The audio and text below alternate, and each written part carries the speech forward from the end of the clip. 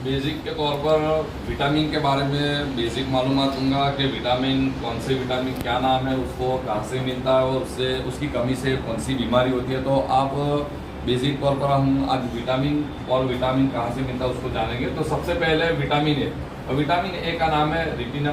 Vitamin A कहाँ से मिलता है? तो गाजर, दूध और अंडा से मिलता है। अब विटामिन ए की कमी से कौन सी बीमारी होती है? तो रतौंधी नाम की एक बीमारी है, वो होती है। अब रतौंधी नाम की बीमारी में क्या होता है? क्योंकि रात में दिखाई देने में मुश्किल होती है, तो ये विटामिन ए की कमी से रात में दिखाई देने में मुश्किल होती है। अब उसके बाद है विटामिन बी1, उससे विटामिन बी1 से होता है थायमिन, उसका नाम है थायमिन। अब विटामिन बी1 कहाँ से मिलता है? तो मूंगफली, आलू और सब्जियों से मिलता है।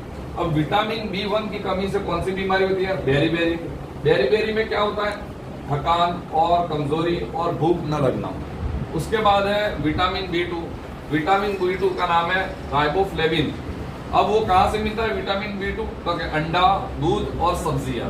अब ये विटामिन बी2 की कमी से कौन सी बीमारी होती है? त्वचा फटना और आंख का रोग। अब उसमें देखिए तो त्वचा पर लाल धब्बे हो जाते हैं और जो जीभ है, जिसको जुबान भी कहते हैं, उस पर सूजन आ जाती है। तो ये दो बीमारियां उससे होती है। अब आ गया विटामिन बी3, उसका नाम है नियासिन। अब ये विटामिन बी3 कहाँ से मिलता है? मांस, दूध और टमाटर से। उससे विटामिन बी3 की कमी से अतिसार की बीमारी होती है। अब अतिसार की बीमारी में क्या होता है? भूख में कमी, पेट में दर्द होता है। उसके बाद है विटामिन बी5।